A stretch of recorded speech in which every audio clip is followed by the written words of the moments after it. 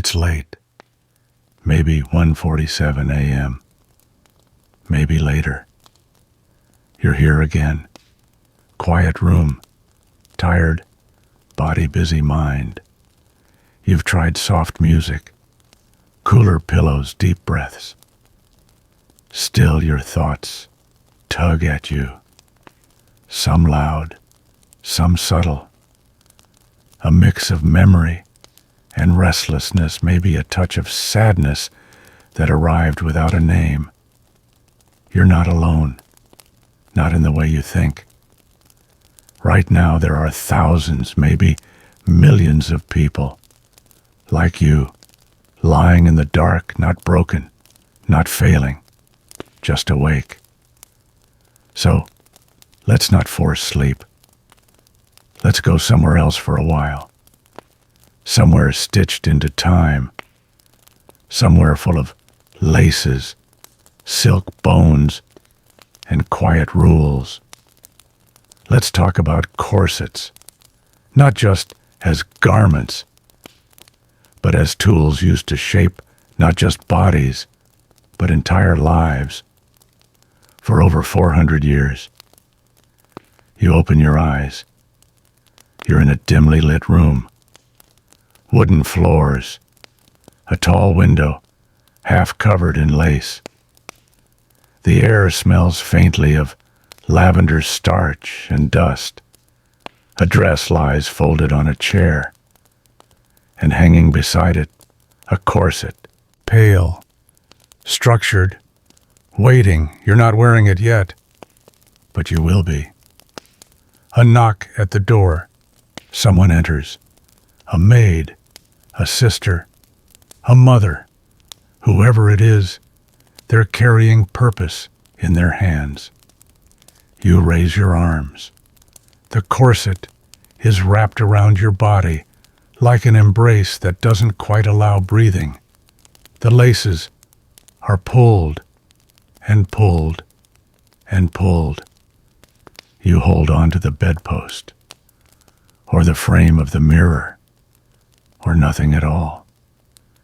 The room tilts a little, not from pain exactly, just pressure, like your lungs have been asked to make do with less.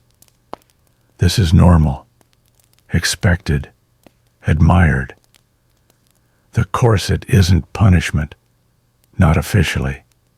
It's protection, structure, identity. It says I am good. I am neat. I take up the right amount of space. Your waist is smaller now, your posture straighter. You can't slouch, even if you want to. You can't sigh, not deeply. This garment will guide everything you do today. How you walk, how you sit, how you eat, how you breathe. And people will admire it. They'll call it elegant, feminine, proper. But it's not just fashion. It's control. It's the slow daily training of a body into a shape that's acceptable. And over time, it becomes a training of the mind too. Because after enough years of tightness, of compression, of adapting, you stop asking whether it hurts. You just accept that it should. You sit down by the window, corset still snug. A sparrow sings outside. You take a small sip of tea, careful not to lean forward. Your ribs are braced. Your spine is locked. You are still. And this stillness, it looks like grace. But grace in this world is just discipline you've learned to make invisible. If this voice is helping you breathe a little easier, if it's keeping you company in this quiet hour, you're welcome to like or subscribe. Only if it adds comfort, no pressure. So, where are you right now? Lying on your back, one arm flung across your face, curled under a blanket, wishing your thoughts had an off switch, sitting upright because lying down feels too exposed. Whatever posture you've taken, it's perfect. Let your body be what it is. Let your breath deepen, soften, return to you. No laces, no shaping, no approval needed. Tonight we'll wander gently through the history of corsets, not to judge, not to shame, but to understand what happens when beauty becomes a blueprint and bodies are asked to obey. Let's begin. Hey guys, tonight we're tightening the laces, straightening the spine, and squeezing into a history that's more uncomfortable than it looks literally. We're going to slip into the strange, breathless world of corsets, those elegant cages that shaped women's bodies, minds, and movement for over 400 years. You'll be trussed up in linen and whalebone, forced to pretend you're comfortable, and maybe, just maybe, you'll understand why fainting couches were a thing. So before you get comfortable, take a moment to like the video and subscribe, but only if you genuinely enjoy what I do here. Also, let me know your location and local time down in the comments, because history doesn't sleep, but you should. Now, dim the lights, maybe turn on a fan for that soft background hum, and let's ease into tonight's journey together. You wake up in the year 1575, England. Your maid is already hovering her fingers, gripping a long pair of linen stays, freshly stiffened with something suspiciously fishy. You stretch cautiously because you know what's coming. It's corset time. Except they don't call it a corset yet. They call it a pair of bodies. 2 panels of stiffened fabric, boned with whalebone, or sometimes reeds, stitched together and reinforced to keep your torso looking upright, noble, and most importantly, flat. The goal isn't to look seductive, it's to look controlled. Historians still argue whether the earliest corsets were born of fashion or function. Some say they were there to support the posture demanded by stiff, heavy gowns. Others believe it was more symbolic of physical embodiment of moral discipline. And in this world, physical discipline means literal restraint. Your maid wraps the stays around your torso and begins to lace. You exhale automatically. There's no room for full lungs here. With every tug, your body bends to expectation. You feel your ribs press inward, your spine stiffen, your movements narrow. You're a noble woman now, an elegant column of fabric, bone, and silence. And that silence, it's not just social, it's structural. Try speaking too loudly while laced, and you'll find yourself breathless halfway through a sentence, which is probably fine. Nobody really wants your opinion today anyway. The corset you wear is likely lined with linen or silk, embroidered, if you're wealthy, and reinforced with boning, usually from baleen, the keratinous filter system of actual whales. Yes, your waistline is made possible by someone else's oceanic misfortune.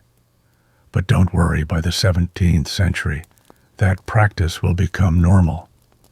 As you stand there trying not to faint before breakfast, your maid pulls the laces tighter, threading them like a violin string.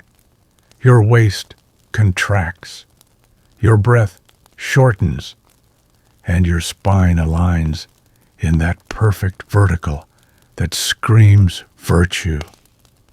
You're not just dressing your body, you're dressing your soul for judgment. There's something curiously ritualistic about it all. You wake, you wash, you tighten. You are built from the inside out, sculpted daily into submission. But there's also beauty in the precision, the smooth line under your gown, the way the corset lifts your bust, flattens your belly, elongates your shape into something not entirely natural, but undeniably admired. And it's not just aesthetics.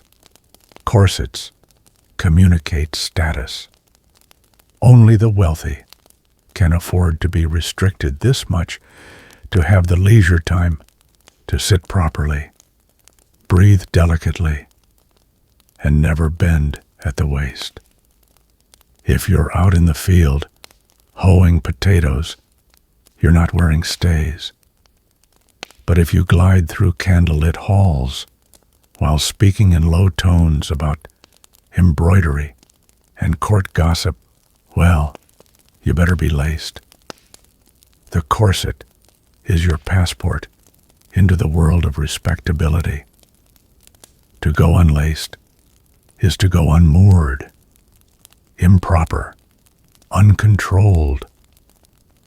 A fringe theory whispered among laundresses says that if a woman spends too many hours unbound, her thoughts begin to wander into places they shouldn't. That the looseness of the body leads to looseness of the mind. Is it true? Of course not, but try going outside without one.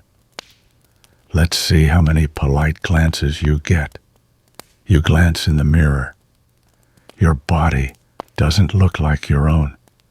Your waist is unnaturally narrow. Your back curves in a posture you didn't choose. Your breathing is shallow. Your shoulders are tight, and yet somehow you feel complete. You look right, even if you feel wrong. And this is the most brilliant part of it all. The corset doesn't just shape you, it convinces you that you were never meant to be any other way. There's a weight to it, literally and figuratively. The physical pressure of boning and lacing and stiffened seams, but also the emotional weight of knowing that your worth, your respectability, even your marriage prospects are tied directly to your ability to squeeze yourself into an impossible silhouette. As you take your first steps toward the dining hall, each movement is deliberate. You cannot slouch. You cannot twist. You cannot even take a full breath without lifting your whole chest. But you can look composed. And that here is everything. You pass another woman in the corridor. Her waist is smaller than yours, barely a handspan across. She smiles. You smile back. It's not a competition, but it is. Somewhere a young girl is being laced for the first time. She's crying. Not because it hurts, though it does, but because it feels foreign, like armor she hasn't earned. Her mother tells her she'll get used to it, that one day she'll feel naked without it. That comfort isn't the point. And you know she's right. You step into the dining room, breathless but poised. You sit carefully at the edge of the chair because corsets don't like slouching. Your waist curves forward while your spine remains rigid like a question mark with excellent posture. You sip water delicately, eat in tiny bites. Anything more would risk discomfort, indigestion, or worse, a visible swell in your abdomen. You feel dizzy, normal, elegant. You adjust a single lace at the back of your bodice and pretend it's not digging into your ribs. And as the candles flicker and the morning begins, you whisper to yourself the same words women will repeat for the next 400 years. This is just how it is. The year is now 1605, and your body doesn't belong to you. Not entirely. It belongs to fashion, to modesty, to your husband's family, your seamstress, your maid, your mother's reputation, and whatever public gaze is floating around the banquet hall tonight. You have been shaped literally into a silhouette that pleases everyone but your spine. This morning, your maid laced your corset tighter than usual. You didn't ask why. You already know. There's a guest at dinner tonight, a potential suitor, a man who, as rumor has it, once complimented a woman for fainting gracefully while eating a grape. So naturally, you're going to forget how to breathe by dessert. Corsets, by now, have evolved. They're no longer simple stays made from stiffened linen. No, now they've become architectural. Built with more bones, stronger seams, higher bust lines, the ideal body has shifted. No longer just flat and long, it's now a dramatic contrast bust, forward hips, back waist, cinched like a wasp. Your body, in short, is a sculpture. And what's it sculpted from? You, of course. Your flesh, your ribs, your softest parts, pulled tight against channels of whale baleen or steel. Yes, steel. We've moved past the sea creatures and into full metallurgy. You are now wearing what might as well be a small fence under your gown. Historians still argue whether women enjoyed this. Some journals claim corsets gave them a sense of pride, of elegance. Others describe fainting, bruising, and organs slowly shifting like startled house guests. You think both are probably true. After all, you look stunning, and you haven't taken a deep breath since breakfast. You walk through the garden before the event. Slowly. The corset makes you glide, almost float. You can't run or slouch or twist, only drift. You pass another woman seated beneath a fig tree, her bodice unlaced slightly. She fans herself rapidly, muttering about heat and tight lacing. She's older, her waist still small. She has perfected the art of agony with a smile. You wonder briefly what your body would look like if you hadn't worn one of these nearly every day for years. Would your ribs expand? Would your waist soften? Would your back curve? Would your breath come easier? There's a fringe belief among court physicians that prolonged corset use actually changes the shape of a woman's skeleton. And they're not wrong. Bones bend when trained gently for long enough, which means this elegance of yours isn't just learned, it's carved permanently. Your maid once told you that the ideal silhouette can be traced with one hand from bust to hip. And you believed her. She demonstrated it once, her fingers moving like a paintbrush down your side over the firm lines of a dress you could barely exhale in. There, she said, that's the shape of grace. But now, as you stand at the edge of the parlor preparing to enter, you realize it's also the shape of silence. You can't laugh fully. You can't shout. You can't twist to look behind you without turning your whole body. Everything is forward, composed, narrow. Your gown this evening is velvet deep plum with embroidery across the bodice and a wide neckline that displays your collarbones like an exhibit. The corset underneath is invisible, yet it's the foundation of everything. Without it, the gown sags. Your posture falters.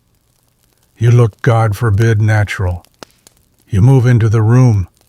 All heads turn. You are exactly what they expect you to be. And yet, you think of the servant girl who once laced you in so tight you saw stars. She apologized afterward, said she was trying to match the silhouette of a French noblewoman in a woodcut. You laughed dizzy and told her it was fine. That pain was part of the process, that no one becomes beautiful by accident. She didn't smile. Historians like to say that corsets were symbols of discipline, of order, of civilization, triumphing over the wildness of the body. You believe them. You also believe that if you'd never worn one, you might feel less like a display and more like a person.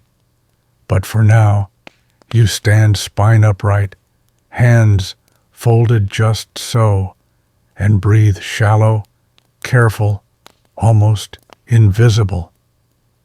And somewhere deep beneath velvet and boning and lace, your ribs whisper the same quiet phrase they've been whispering for years. Hold. Just a little longer. The year is 1702, and you're no longer just laced. You're engineered. By now, the corset, now often called stays, is no longer simply an accessory or support garment. It is the very framework of your public self. And like any good framework, it is precise, rigid, and absolutely non-negotiable. You wake early, not because you want to, but because it takes 2 full servants to dress you. One to hold, one to pull. Your undergarments are already laid out. Chemise petticoats, stockings, garters. But at the center of it all is the corset, the silent, unyielding middle of your daily architecture. This morning's version is lined with silk and whale baleen, stiff and cool in your hands. It's longer now, designed not only to pinch the waist, but to flatten the stomach and lift the bust into an upright shelf-like display. The shape is geometric, almost surreal. You can't help but wonder if you're dressing for court or preparing to be installed in a gallery. The maid begins the process. She tightens the front stays first, then pulls the back laces slowly, rhythmically, like tuning a harp. You resist the urge to exhale. There's a pattern to this now, a muscle memory. Tighten. Breathe shallow. Wait for the tension to settle. Then do it again. As the last pull secures the knot at your spine, you already feel the restriction, your torso locked into place, your ribs confined, your posture forced into the kind of elegance that says, I cannot be moved.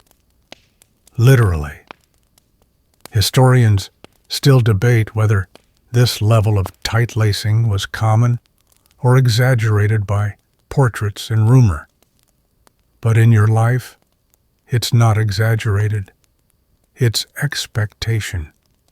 You will walk through halls with shoulders back, chin up, and lungs functioning at 60% capacity. And that's on a good day. You step carefully into your gown, heavy brocade, with a stiff stomacher that further presses your chest flat and forward. The gown attaches to the stays, almost like the clothes aren't just worn over the corset, but built from it. Without your stays, the gown would collapse. You would collapse. Everything depends on that central core of pressure. And here's the twist. You don't hate it. You look in the mirror and see not a victim, but a statue, a masterpiece of symmetry and control, a body no longer flesh, but form. The corset hasn't just trained your shape. It has trained your mind to associate stillness with strength. A servant brushes your hair back into a high chignon pins in a comb of jet and pearl, and steps back to admire the full picture. You can't look down without bending at the hips. You can't sit without perching like a bird. But you look perfect. There's a fringe theory among some Enlightenment philosophers that corsets were a tool of moral refinement, that the suppression of bodily chaos made room for mental clarity. You smile to yourself. You've never felt clearer than when completely immobilized. At breakfast, you eat very little, not because you're not hungry, though your appetite has grown modest, but because digestion in stays is something only the brave attempt. A few bites of bread, a soft, poached egg. That's all. Anything more, and your corset presses your stomach into rebellion. But you look fabulous doing it. As you walk through the estate gardens later that morning, your gait is narrow, precise. You cannot twist. You cannot run. You are held together like an architectural marvel, upright, compact designed. Passers-by bow. Other women glance. You pretend not to notice, but you do. You always do. And here lies the strangest truth in this rigid cage. You feel safe. There is a kind of calm in the compression. You don't slouch. You don't spill out. You are clean lines, order, elegance. Somewhere a girl is being laced for the first time today. She will cry. They always do. But by next month she will stand like you, and she will stop crying, because in this society, to be well corseted is to be well regarded, and eventually, even pain becomes polite. Still, you sometimes wonder what your body would be without it, what your breath would feel like, what the sky would look like if you could turn your head quickly enough to see it without rotating your entire torso. But those thoughts fade. The weight of the corset reminds you where you are, who you are, what is expected. You pause beneath a tree, feeling the sunlight trace your shoulder blades. The corset pinches a little where it meets your spine, but you don't flinch.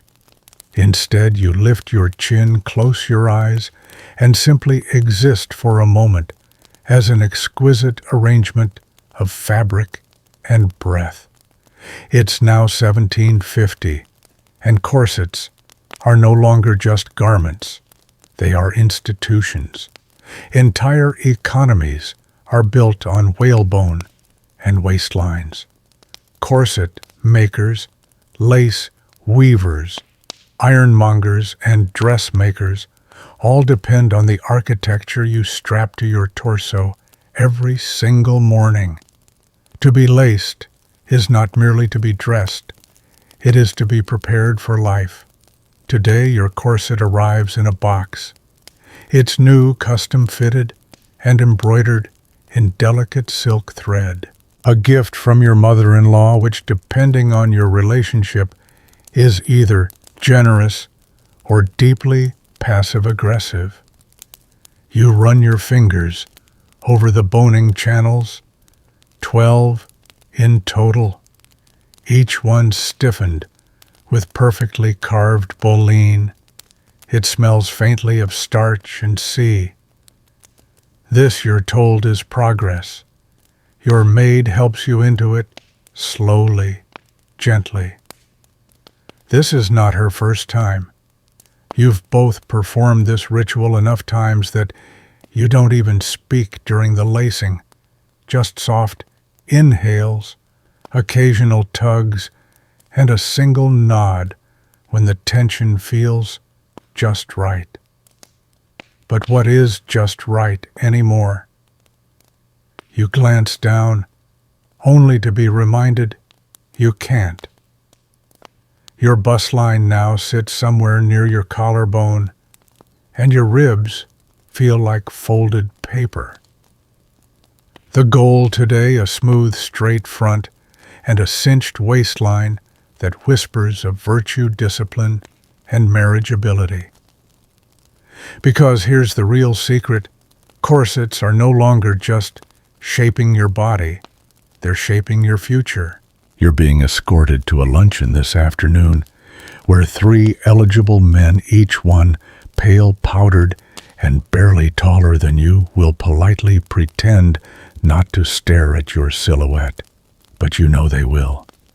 Because in 1750, a woman's waistline is her calling card. Historians still argue whether this era was more about aesthetics or control. They point to art, to literature, to countless diaries in which women lament not the corsets themselves, but the consequences of not wearing them. I went unbound today and felt my soul unfasten. One noble woman writes, "Never again." You sip tea before leaving, though only 2 fingers worth, because anything more, and your organs will lodge a formal complaint. Then you step into your carriage slowly, sideways, knees together. Corsets don't bend after all. They pivot. On the way to the luncheon, you pass peasants in fields. They're not wearing stays, of course, just loose chemises and wrap skirts. They bend. They breathe. They move like wind. You try not to envy them. After all, they're not ladies. But the thought lingers. How free they look. When you arrive, you're announced by name and corset before anything else. You glide into the salon, the skirts of your gown swishing softly, the stomacher at your front pressed tight against your ribs. You don't sit yet. You perch. Corsets aren't made for lounging. They're made for being looked at. One of the gentlemen approaches. He bows. You curtsy, a calculated movement, perfected over years. Your body dips without folding. You smile with your lips only. That's the game. He compliments your embroidery. You say thank you. He mentions the grace of your posture. You pretend not to know why. But you do. The real credit goes to the garment wrapped so tightly around your ribs that your sighs come out in half beats. Later, a breeze picks up. You step outside, taking tiny breaths. A fellow lady leans over and whispers, "I heard someone fainted last week trying to sneeze." You nod, only mildly surprised. A tightly laced sneeze is a dangerous affair. More than one woman has passed out in church from a well-timed cough. There's a fringe belief passed among chambermaids that every corset keeps one secret trapped inside, that each stay holds a single breath you couldn't finish, or a scream you swallowed, or a laugh you had to stifle. You believe that. You wonder how many yours have stored over the years. That evening, back home, your maid unlaces you slowly, carefully, inch by inch. With each tug, your body exhales with relief, but the strangest part, you don't feel free. You feel exposed, loose, unformed. You touch your waist soft, relaxed yours again, and feel both grief and relief. The shape is gone, the outline erased. You slip into bed lying flat on your back, muscles still stiff from a day spent vertical. You wonder what your ribs would say if they could speak. Would they curse you? Thank you? Or ask for just one day off? And just before sleep takes you, you murmur a quiet promise one women have made for centuries. Tomorrow, I'll lace a little looser. You won't. But saying it helps. It's now 1837, and you wake up to a world ruled by Queen Victoria, and even more ruthlessly by fashion plates. They float in from Paris, from London, etched in sharp ink and pastel watercolor, all declaring one thing louder than the rest. The waist must disappear. Your corset has evolved again. It is longer, tighter, and paradoxically marketed as healthier. Yes, healthier. It's reinforced with cording, shaped with steel, and stitched with the finest couturier precision. And yet the air in your lungs is negotiable at best. Your maid brings it to you, wrapped in muslin. You touch the fabric. It's softer now, cotton sateen perhaps. But don't be fooled. The structure beneath could humble a cathedral. You feel a little tremor in your belly. It's not fear, it's memory. Your body knows what's coming. You slip into your chemise arms. Raise the neckline wide enough to accommodate breath you won't get later. Then she wraps the corset around you, like armor threading the laces through dozens of tiny eyelets up the back. The rhythm is practiced. Pull, pause, exhale, pull tighter. Your body resists as always, but not for long. You've been trained, conditioned, compressed. Today is not a day for loose lacing. You're hosting callers. The calling cards are already lined up in silver trays by the entrance. And when other women enter your salon, you know the first thing they'll look at isn't your gown, your hair, or your smile. It's your waist, measured not by tape, but by eye, by jealousy, by social arithmetic. Historians still argue whether women of this era truly tight-laced themselves to 18 inches or whether the dresses were just cleverly constructed. But you know the truth. It depends on the woman, her ambition, and her tolerance for feeling like her ribs are shaking hands behind her spine. You once went down to 17.5 inches for a portrait. You don't remember much of the day, except that someone asked you a question and you forgot how to speak. You smiled instead. It worked. There's a new concern now, though, one the papers whisper about the doctors warn against, but the seamstresses dismiss with a wave organ displacement. That's right. Your internal organs are playing musical chairs inside your body. The stomach shifts upward, the liver compresses, the intestines twist like poorly arranged garlands. But look at your silhouette. A perfect hourglass. Worth it. There's even a doctor's sketch, an anatomical drawing with tiny labeled parts that shows a corseted torso in cross-section. You saw it once and laughed, not because it wasn't accurate, but because it looked like a flower vase filled with sausage links.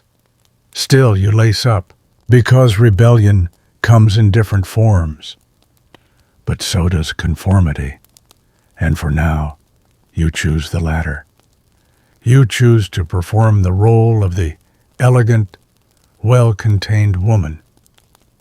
It's what the world asks of you, and it's what your corset demands. You descend the stairs slowly, hands grazing the polished rail. Your skirts bloom beneath you, supported by layers of crinoline and petticoats. But it's your corset that gives them their launching pad. Without it, you'd be a marshmallow. With it, you're a sculpture. The guests arrive, hushed, perfumed, neatly gloved. Tea is poured. Conversation swirls. You smile, nod, reply in short sentences. Anything more, and you'll run out of breath. You know how to manage it by now. You've learned to time your words with your breathing. Speak on the inhale. Smile on the exhale. Don't laugh too hard. Don't yawn. Certainly don't eat anything denser than a biscuit. A young girl sits beside you, maybe 15. Her mother insists she begin wearing light stays. It's time, she says, sipping her tea. The girl looks at you nervously. You nod gently.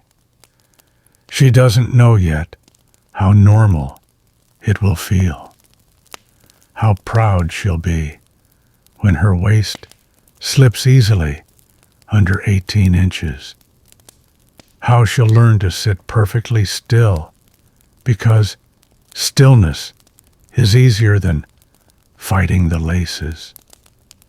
Later, you return to your room. Your maid helps you undress. Each tug of the laces releases a breath you didn't know you were holding. When the corset comes off, your body expands slightly, not like a balloon, but like a secret it can finally tell. You touch your waist and feel the tenderness, a soft aching circle where the steel pressed too long. There's a fringe belief that the corset leaves behind a memory on the skin. That long after it's gone, the body still shapes itself into the space it was trained to occupy.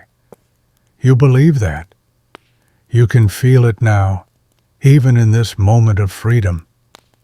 Your torso still held upright, your breath still shallow. You lie down on the chaise and close your eyes. Your ribs creak faintly as they settle.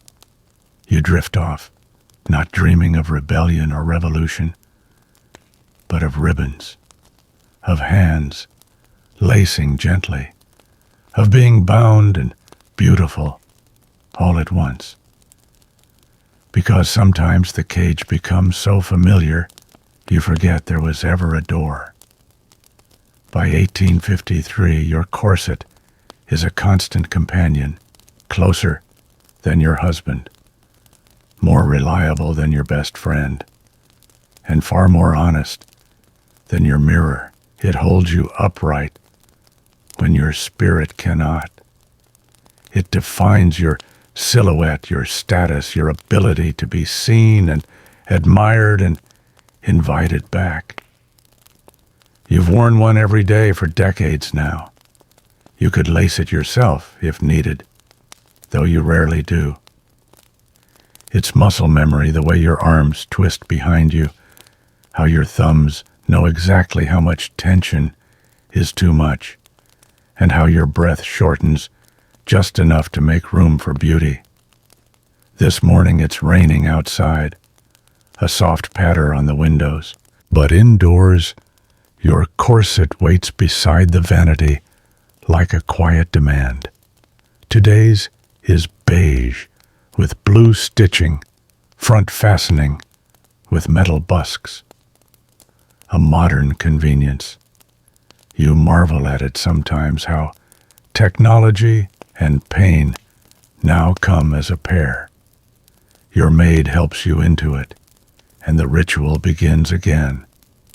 There's always a pause at the halfway mark, a silent moment where both of you acknowledge the pressure, the choice, the tradition, the tightening of both body and expectations. Then the laces continue. You remember when your niece visited from the countryside last month, 16 years old, and already complaining about her first pair of stays. She said it felt like being hugged too tightly by someone who didn't know when to let go. You laughed and told her that was the perfect description. Then you told her to get used to it. Historians still debate how much damage corsets did. Some argue the health concerns were exaggerated. No, your lungs didn't collapse, and your heart didn't literally shift to the side. Others cite letters from women who described nausea, fainting, deformed ribs, miscarriages. You read those stories and think, yes, probably. But also, no one ever made you wear it. You chose it, over and over. And that's what makes it even more complex. You aren't just forced into this. You participate. You polish it. You care for it. You demand better, boning, softer lining, finer lace. You've stood still for fittings, cried at over-tightened seams, and smiled as strangers complimented your discipline. Because that's what they're really admiring, not your beauty, but your restraint.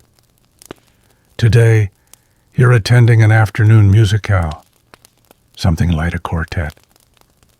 But appearances are everything. The dress is ivory with a silk overlay. The corset beneath shapes the fabric like scaffolding beneath marble. Without it, you'd be mush in a gown. But with it, you are defined. At the concert, you sit on a narrow-backed chair, designed without sympathy. You angle your hips to avoid pinching your stomach, tilt your chin upward to help your lungs. Every breath is measured, every movement is curated. But your silhouette is flawless, and that's the only thing that matters. You exchange pleasantries with another woman wearing a corset so tight she can't reach for her teacup without help. She doesn't complain. Instead, she whispers, "It keeps me from slouching." You nod. You understand. Sometimes the corset feels like a spine borrowed from someone with more resolve. There's a fringe idea going around salons that corsets are symbolic of virtue, that a loose-laced woman is naturally a loose-moraled one. You find that laughable. You've met women with perfect posture and terrible manners, but still you lace up tight. You conform. You protect your name, your family, your image. And maybe your body suffers, but your reputation does not. When you return home, your back aches slightly. The corset hasn't hurt you today, but it's reminded you of your limits, your place, your expected outline. You unlace slowly. A sigh escapes before the garment even drops to the floor. Later, in your nightgown, you study yourself in the mirror. Your waist is red, gently indented like soft clay pressed by wire. The skin will recover. By morning, it always does. But somewhere deeper, there is a shift you can't see, a softness that hardens, a freedom that feels foreign now. There's a whisper among women of your age that once you've worn a corset long enough, you don't miss the tightness. You miss the shape. You miss feeling held. And lying in bed with your ribs slowly expanding, you wonder if that's true. If one day you'll stop reaching for it, not because you're free, but because you've forgotten what being unbound even means. The year is 1865, and today is not a day of leisure. You're preparing for a formal ball, one of the most important social events of the season, and that means tonight's corset is not merely about posture or polish. It is a declaration, a performance, a battlefield uniform in satin and steel. You awaken early. Your maid has already begun heating the flat irons for your hair, but your thoughts are elsewhere on the lavender corset hanging from your armoire door. It's your newest, imported from Paris, with decorative flossing in delicate patterns and reinforced with both whalebone and steel. Fashionable, deadly. You know it will hurt. But pain is a quiet companion now. It waits for you each morning, like a loyal dog, always at the edge of your bed, ready to follow you through every movement of the day. You undress, step into the chemise, and hold on to the edge of the wardrobe as the corset wraps around you like a whisper of control. It closes at the front, but the real tightening happens at the back. And it does tighten. You feel it immediately. Ribs, shifting belly, flattening shoulders, drawing back as if summoned by some invisible command. One pull, two, and then the long drag of the final tug that draws your breath up into your throat and pins it there like a brooch. Historians still argue whether women truly wanted to lace this tightly. Some claim it was coercion, social, or familial pressure. Others insist it was vanity. But what they forget is that fashion is never about just one thing. For you, it's about control, about status, about being seen correctly, about feeling your body match your intention. There's a fringe theory floating through women's circles that the tighter the corset, the more powerful the woman. That the act of controlling the body so precisely is a form of private strength. It's absurd. It's also oddly comforting. Your dress today is structured to emphasize the corseted shape, nipped waist, rounded hips, curved bust. The bodice is sewn to follow every contour of your laced torso. It will not fit without the corset. That's not a metaphor. It literally won't zip. And you know this because you've tried once on a dare to wear it with looser stays. The result was a wrinkled mess and a personal crisis. The carriage ride to the venue is jostling. You hold yourself still. There's no room for slouching. The corset won't allow it. Instead, you sit like a statue, breath shallow, chin lifted. Your gloves are snug, your perfume subtle. Everything about you is arranged. At the ball, chandeliers glitter above a sea of lace and satin. You float across the floor like a swan, but only because your corset won't let you waddle. Your back is straight, your silhouette divine. Men bow, women smile. Everyone notices. But dancing, that's the real trick. You accept an invitation from a gentleman with carefully waxed mustaches. As the waltz begins, you move with practiced elegance, but inside your lungs are playing a dangerous game. Every spin presses your abdomen. Every dip threatens your balance. You've trained for this, of course. Women like you must train for this. 1, 2, 3, 1, 2, 3, smile. Don't pant. Don't bend. Don't lose rhythm. After 3 dances, you excuse yourself. Your pulse is high, not from excitement, but from compression.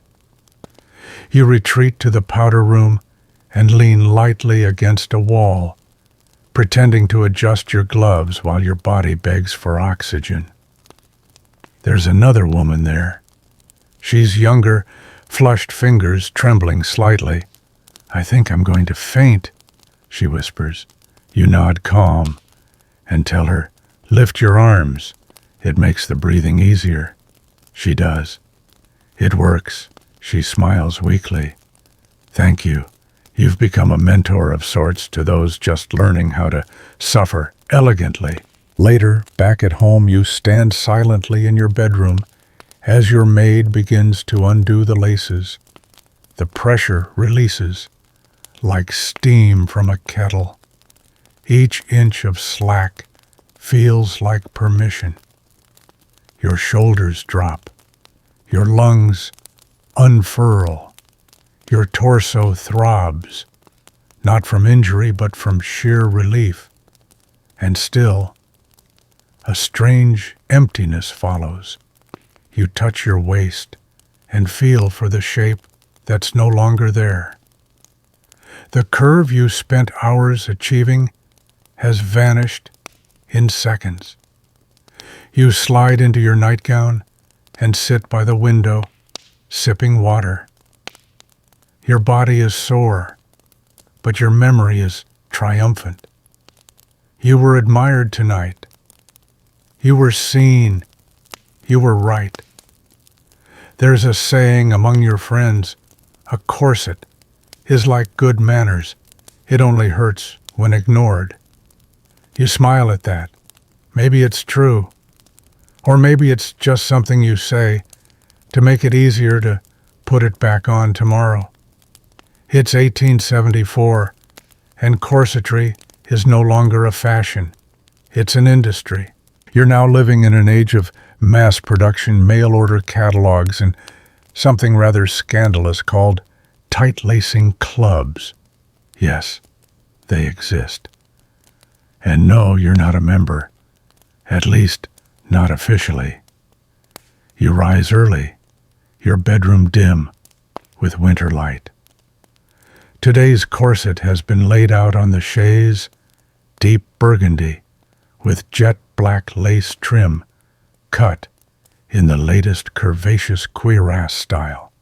It extends lower than your previous ones, hugging your hips and shaping not just your waist, but the full outline of your torso. Fashion demands a smooth, elongated silhouette now. Curves, but only the correct ones.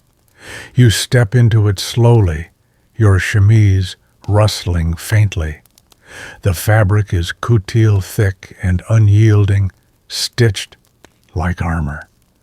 Steel bones run along every seam. Your maid threads the laces with the calm expertise of someone who has done this hundreds of times. You don't speak, you just nod. And then the pulling begins. By now, your body knows the rhythm. Inhale, exhale, inhale again. Hold. The pressure climbs like a slow tide, first around the waist, then pressing into the ribs, then up into the chest. Your heart beats louder. Your vision sparkles slightly at the edges. You say nothing, because you asked for this. And that's what makes it strange. Historians still argue whether women of your era truly tight-laced for beauty or were coerced by society's unforgiving standards. But for you and many others, it's both. You wear your corset not because you love pain, but because it shapes more than your figure. It shapes your identity. A fringe belief has emerged among young artists that corsets are symbolic shackles, evidence of patriarchal oppression. They sketch exaggerated caricatures of women bending and swooning. You've seen them. You rolled your eyes. These artists never wore one. They never understood the pride in control, the discipline of elegance. Today's event is a charity luncheon hosted by Lady Dunscombe. You know what to expect. Cucumber sandwiches, tepid tea, and endless glances at everyone's waistline. The unspoken contest of who laced the smallest. The winner isn't crowned, but everyone knows. You arrive wearing your corset pulled to 18 inches. It's tighter than usual, but tolerable. You move with practiced grace, shoulders, back neck long. Your gown flows like poured velvet. Heads turn. The hostess greets you with a kiss to the cheek and a subtle glance at your torso. You return the favor. This is how it's done, affection disguised as inspection. The luncheon drags on. Conversation is light, but your breath grows heavier. The sandwiches feel like rocks in your stomach. You sip tea and smile. You excuse yourself after an hour to walk the gardens and loosen your stays slightly, just one eyelet. No one notices. You hope. There's a young woman in the garden, pacing slowly. She's panting. "I shouldn't have eaten," she mutters mostly to herself. You approach gently, offer her a seat. "First tight lace, you ask?" She nods. "It's like wearing your nerves on the outside," she whispers. You smile. "Exactly." She asks if it ever gets easier. You pause before replying. "Not easier, you say, but more familiar." Back home, you let the maid remove your corset in near silence. The room feels warmer without it. Your ribs feel exposed, vulnerable, floating. You place the corset gently back on its hanger. The waist curves like a question mark. You look at it longer than usual. There's a quiet superstition among your friends that each corset you own knows a different version of you. The crimson one, confident. The ivory demure. The black unbothered by rules. And this one, the burgundy, it knows your ambition. It remembers every luncheon, every judgment, every breath you sacrificed to be seen a certain way. You lie in bed, later, wrapped in soft linen, and feel your body settle. Your spine aches, your hips throb. But your heart is strangely steady. Because tomorrow you'll lace up again, not for fashion, not for men, not for society, but for the person you've trained yourself to become one breathless inch at a time. It's 1881 now, and corsets have begun to whisper their defiance into the seams. You don't notice it at first, it's subtle. A gentler slope at the waist. A new ad promising ventilated support. Words like rational and comfort are creeping into fashion columns. And behind closed doors, some women are starting to question. But not you. Not yet. You're preparing for another formal event, this time a photographic portrait, a lasting one, a legacy frozen in silver and sepia. And so your corset must be perfect. Today's is a gray satin with embroidered gussets and straight steel busks. The waist, 17 3/4 inches. Tighter than usual, yes, but necessary. Cameras don't flatter. They record. They remember. And you intend to be remembered correctly. As your maid begins the lacing, you close your eyes, not in pain, but in ritual. Each tug is familiar, each cinch predictable. The corset wraps around your midsection like a memory. It knows where to press. You know how to yield. Historians still debate whether corsets were responsible for deformities or simply exaggerated by moral reformers. Some point to medical sketches, displaced organs, fractured ribs, digestive issues. Others say it's nonsense, no different from modern shoes or shapewear. But you know your own aches. You've counted the bruises. You've felt the breathlessness during long carriages or late dances. And yet, you never stopped. Because the corset doesn't just restrict, it defines. Not just your figure, but your control over it. Its structure in a world of chaos. Its silence where your voice may not be welcome. Today's portrait will be taken by a man named Mr. Holbrook. He's known for capturing nobility in their best light. You arrive early, spine straight, waistline precise. He nods approvingly. Splendid figure, he murmurs. You smile, slightly numb. You pose, standing left hand, resting on a velvet chair, right hand, gently, at your side. You cannot move, not just because of the exposure time, but because the corset holds you still. Breathing is shallow. Posing is pain. But the silhouette is flawless.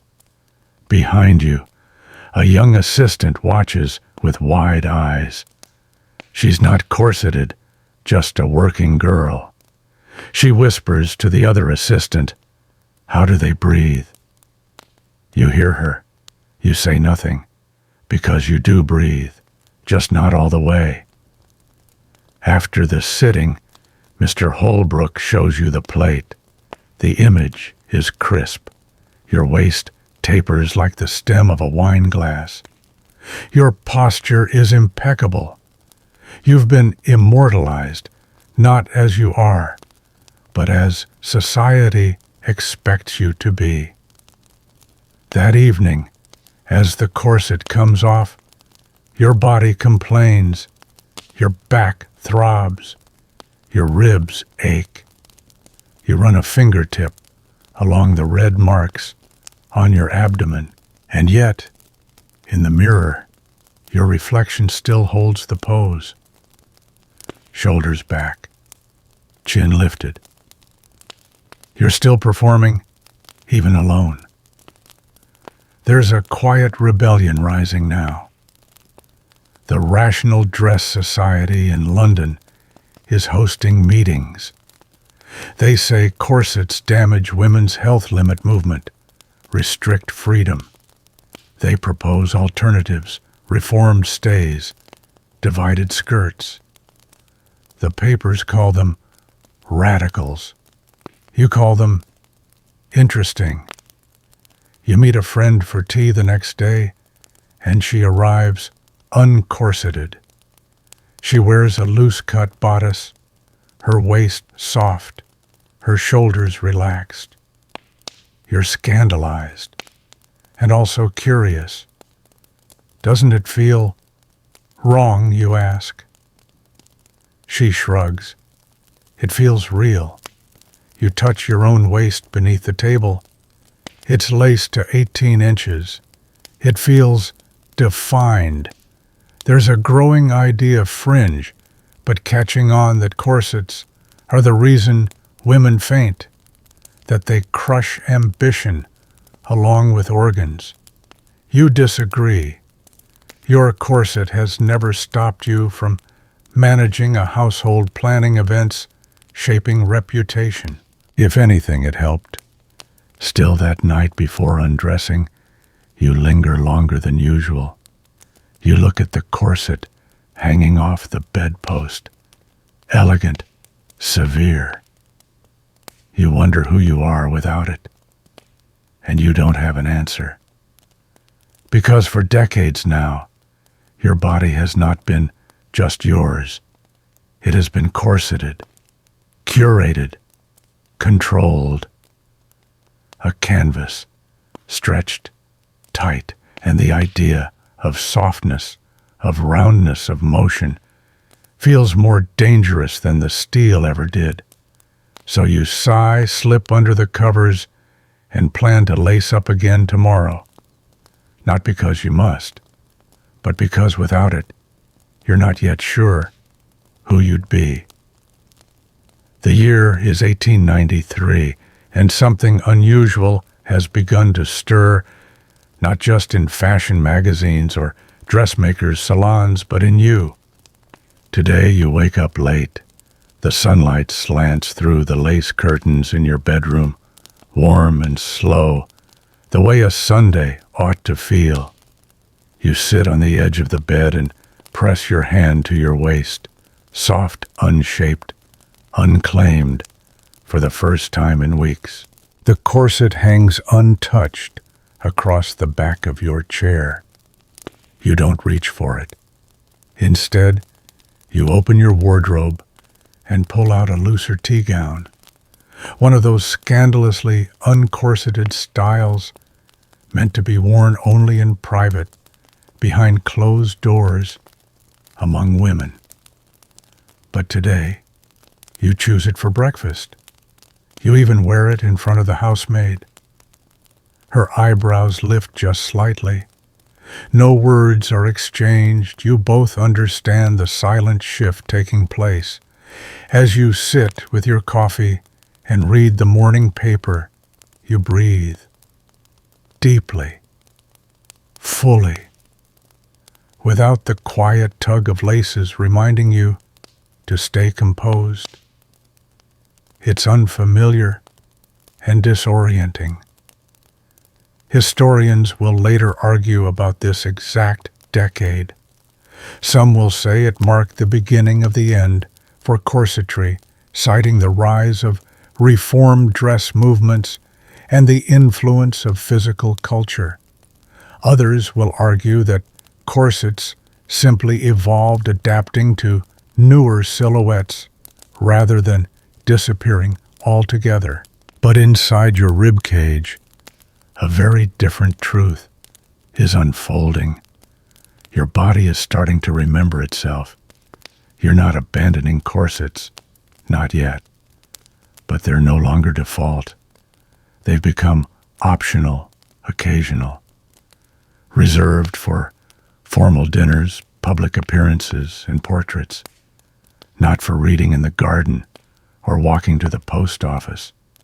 There's a fringe theory shared quietly among your milliner's younger apprentices that corsets are like training wheels for femininity, necessary perhaps, but temporary. You find that phrasing both cheeky and strangely hopeful. Later that week, you're invited to a small outdoor gathering. You arrive in a soft flowing gown, waist unbound. A few women glance twice, but say nothing. One of them, a widow in her 50s, leans close and whispers, "I haven't laced in 3 months. Don't tell my daughter." You smile. A silent sisterhood, and yet, at the same gathering, a younger woman, barely 20, arrives in a dramatic, tightly laced ensemble with flared skirts and a waist that looks impossible. She is stunning. She moves like a swan on rails. People turn to watch her pass. You feel a flicker of something sharp, admiration, envy, memory. Later at home, you find yourself holding your corset again, not wearing it, just tracing the fabric. The satin is familiar, the boning unforgiving. You wonder if you could ever return to it fully, or if the door you've cracked open toward comfort, softness, autonomy can even be closed again. That evening you write a letter to an old friend. She lives in Paris now and has joined the Dress Reform Society. You ask her what it feels like to be free every day, to move without structure, to be without support. You fold the letter, slowly press it with lavender, and feel a quiet tremble in your fingers. Not fear, not exactly, but change. The corset still waits for you, ever loyal, hanging from the armoire. And tomorrow, perhaps, you'll wear it again for the opera. But not tonight. Tonight you're yourself, unlaced, unsure, and somehow finally breathing. It's the dawn of a new century, 1901, and as Queen Victoria is laid to rest, so too, it seems, is the absolute reign of the corset. But not all at once. You still see them everywhere. They still shape gowns, still define silhouettes, still whisper of discipline and decorum. But there's a shift now, a loosening at the seams. And today you're going shopping, not just for gloves or lace, but for something different, a new kind of corset, one not made for rigidity, but for mobility. The store is bright busy, bustling with women of all ages. Young girls giggle in the corner, while an older matron argues with a clerk over busk length. And, at the center of it all, a new display, the S-bend corset, modern support for the modern woman. It looks alien. Instead of cinching the waist in a gentle hourglass, it juts the hips back and the chest forward, creating a kind of swooping S curve.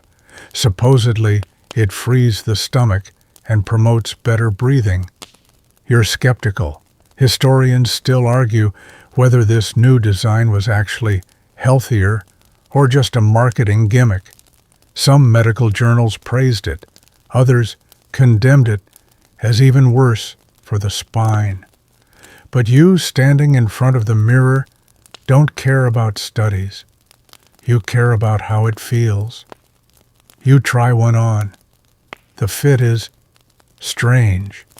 Your waist is still shaped, but the pressure's distributed differently. You can breathe deeper, but you walk like a sailboat caught in a breeze. Your posture feels artificial. Elegant, yes, but contrived. A younger woman near you twirls in her new corset. "Don't you love it?" she chirps. "So progressive." You nod politely, but don't answer. Progressive is relative after all. That evening, you walk home without buying one. At dinner, the conversation turns, as it often does now, to women's rights. Your niece, recently back from university, declares that corsets are tools of oppression. "We're literally binding ourselves for approval," she says, cheeks flushed with conviction.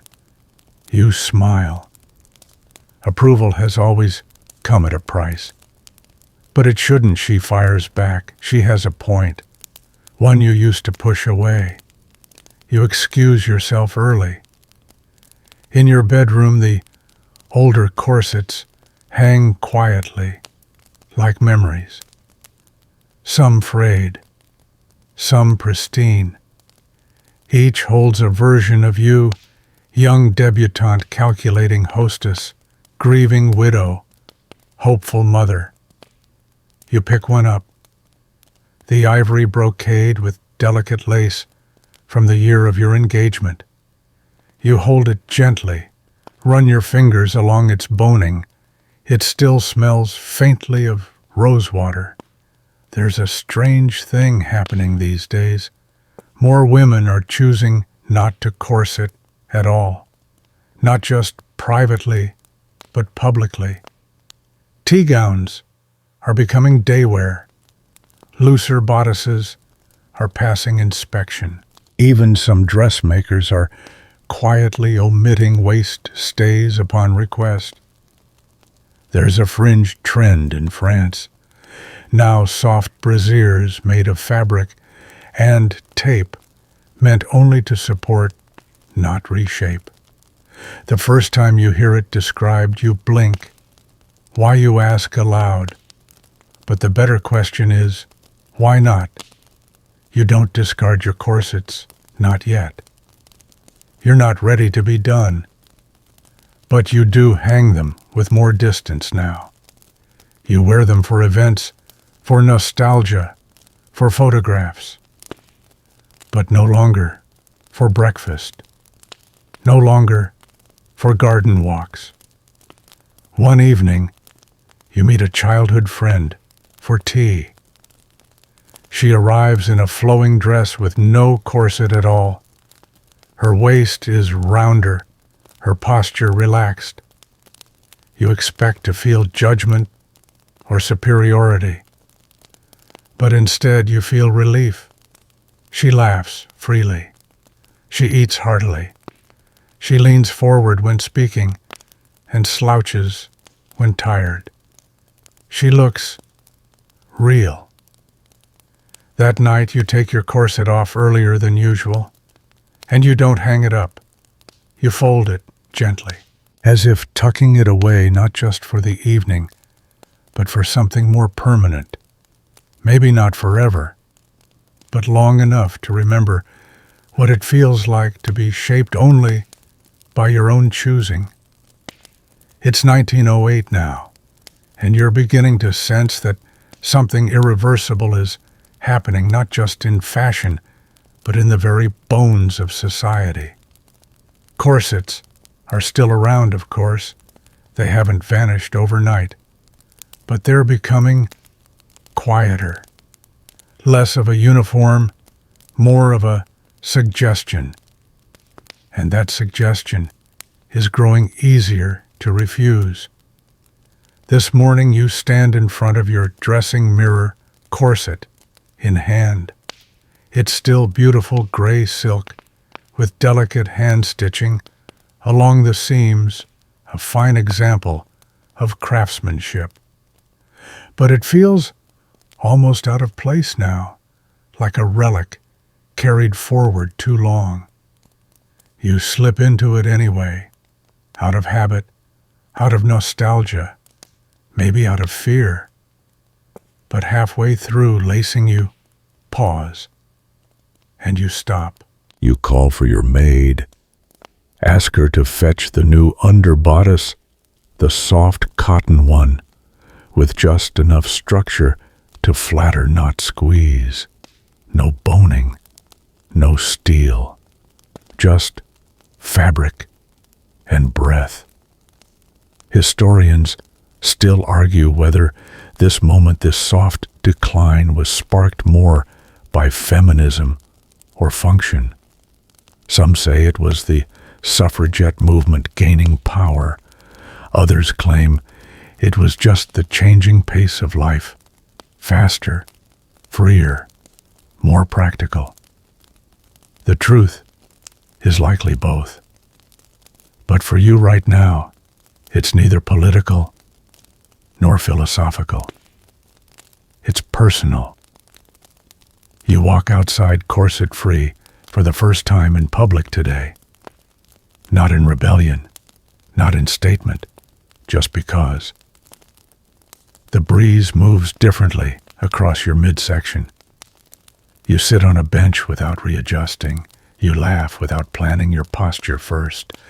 At the bakery, a young girl behind the counter eyes your figure and says, "You look so comfortable." You grin. "I am." There's a fringe fashion salon a few streets over selling health corsets, lightweight, flexible, barely there supports, meant for women who ride bicycles or play tennis. You stop in just to browse. The proprietor explains with a twinkle in her eye that they're designed for movement, not molding.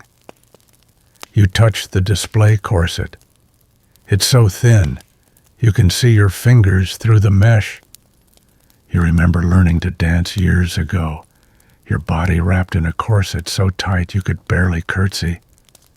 You'd laugh then, breathless, thinking that was just how life would always feel, like beauty earned through discomfort. But now you're not so sure. That evening, you attend a dinner party. Half the women are corseted. The other half are not, and for the first time, no one comments, not even the older aunts. At one point, you excuse yourself and walk out to the garden. The moon is out, and the night air is cool. You close your eyes and feel the outline of your own ribs beneath your dress, uncompressed, unhidden. You think back to your first corset, the way it made you feel powerful, elegant, invincible. And then the years that followed, where it also made you feel limited, breathless, exposed. It was never just cloth and boning. It was identity, expectation, sometimes armor, sometimes cage. But now it's just a garment. You realize you haven't even hung up today's corset. It's still draped over the chair like a half-finished thought. You smile at the image. You go to bed in a loose cotton shift, free of structure, free of form. You curl into yourself, not perfectly postured, not visually ideal, just you. And for the first time in a long time, that feels like enough. By 1910, you've become something of a quiet observer in the great corset debate. You no longer feel the need to defend your choices at garden parties, nor do you whisper apologies for skipping stays at tea. In truth, most of the women around you are making the same decisions. You've all just stopped talking about it. The corset isn't gone. It's simply no longer sacred. Today you visit a department store in the city. Not just a boutique, but one of the grand new temples of consumerism with velvet staircases and chandeliers that hum with electric light.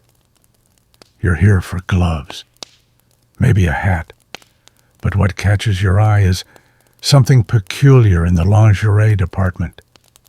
A mannequin, wearing what looks like a child's camisole, except it's not. It's the brassiere, a French word, the sign says, gaining popularity fast, designed to separate the bust and lift without compression. No waist shaping, no ribs to move, no breath to lose. Historians still argue whether the invention of the bra signaled the death of the corset or if it was just a side effect of a shifting silhouette. But standing there, watching a young girl examine one with giddy interest, you realize this isn't a revolution. It's an evolution, a quiet one. You try one on out of curiosity. There are ribbons to adjust and a few odd snaps, but nothing painful, no lacing, no tug of war, just cotton cups and elastic bands. You move in front of the mirror, and nothing hurts. You laugh aloud, startled by how light you feel. Later that week, your neighbor's daughter rushes over to show you her new dress. No corset needed, she declares with pride, turning in a circle to prove it. Her waist is natural. Her posture is relaxed. She looks like she belongs to the new world. And you find yourself halfway between centuries. There's a drawer in your wardrobe still filled with corsets. Some look impossibly narrow now. Others seem theatrical. You pick up the oldest one, your coming-out corset, pale pink, with pearl buttons, and hold it against your body. It doesn't even come close to closing. You smile. There's a fringe art exhibit opening next month. The female form, fashion, and resistance. Word is, they're displaying a Victorian corset next to a modern bicycle. You think about attending. You think about lending one of your own corsets to the museum. Imagine that something you once wore every single day, now placed behind glass as a curiosity. You wonder how it will be labeled. Instrument of oppression, maybe. Or perhaps symbol of femininity. Or just worn by women for 4 centuries. You're not sure which would be the most accurate. That evening, your granddaughter visits. She crawls into your lap with a book. She's 6, already asking questions. She points to a picture in a magazine, a drawing of a corseted woman from 100 years ago, and says, "Why is her belly so tiny?" You pause. Then you answer honestly, "Because people used to think that made her beautiful." She squints. "Doesn't look very comfortable." You laugh. It wasn't. She returns to the storybook.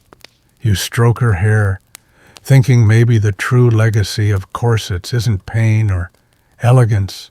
Maybe it's the reminder of how far we've come, and how often we reshape ourselves, not just for beauty, but for belonging. It's 1914, and the world tilts. You wake to the sound of the newspaper hitting the front step, the same as any other morning. But the headline is different this time. One name, Archduke Franz Ferdinand. One word, assassinated. And beneath it, a ripple you can't yet comprehend, but you feel it in your chest like a corset tightening, even though you're not wearing one. War is declared. Troops are mobilized. Men disappear from tea tables and mourning carriages replaced by telegrams and silence. In their absence, women step forward, not just to tend and wait, but to work. You see it all unfolding from your sitting room window, through gossip at the dressmakers, and in the shifting advertisements that now shout patriotism over prettiness. Corsets out, uniforms in, factories shift from silk to steel, and the corset, once the symbol of feminine control, is now seen as wasteful. After all, why stitch 20 bones into a bodice when those same materials could line a soldier's helmet? You remember the feel of whalebone digging into your ribs as you sewed napkins for your wedding trousseau decades ago.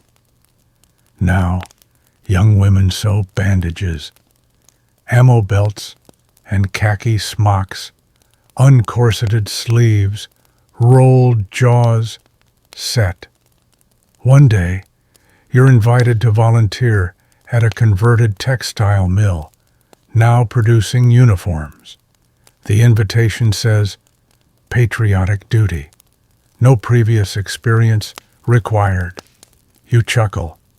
No experience. Women have been sewing under pressure for centuries. When you arrive, the room is a sea of cotton chatter and sweat. No one's wearing corsets. No one can. Not with the heat, the pace, the constant lifting and bending. Instead, they wear Liberty bodices, light quilted garments meant to provide just enough shape to be modest and just enough freedom to breathe. You try one. It's odd at first, like being wrapped in practicality. No elegance, no hourglass, but also no pain. And strangely, no shame.